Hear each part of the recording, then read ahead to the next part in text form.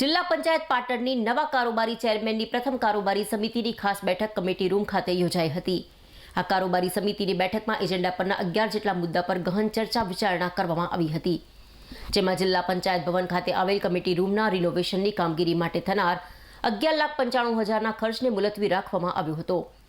જિલ્લા પંચાયત ભવન ખાતે હયાત solar rooftop power plant repairing માટેના અંદાજિત રૂપિયા 5 લાખ માટે કારોબારી સમિતિના સદસ્યોને સાથે રાખીને કામગીરી કરવાની શરતે મંજૂરી આપવામાં આવી હતી। જિલ્લા પંચાયત ભવન ખાતે આવેલ નવીન આરઓ પ્લાન્ટ ખરીદવા માટેની પણ મંજૂરી અપાઈ હતી। કારોબારીના અધ્યક્ષસ્થાનેથી સિક્યુરિટી ગાર્ડના મામલે ગહન ચર્ચા વિચારણા કરાયા બાદ જિલ્લા પંચાયત અને જિલ્લા વિકાસ અધિકારીના નિવાસસ્થાને સિક્યુરિટી ગાર્ડની સંખ્યા ઘટાડવા મંજૂર કરવામાં આવ્યું હતું।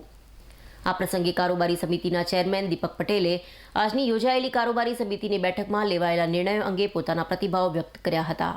આજની કારોબારી બેઠકમાં અમે બધા સભ્યો બધા અધિકારીઓ મળીને સાથે બધી ચર્ચાઓ કરી અને જે એજન્ડા અમે કાઢ્યા હતા એ એજન્ડા વિશે અમુક મુદ્દા રદ કર્યા અને અમુક મુદ્દાઓને અમે સહસંમતિ સાથે અમે રજૂ કર્યા।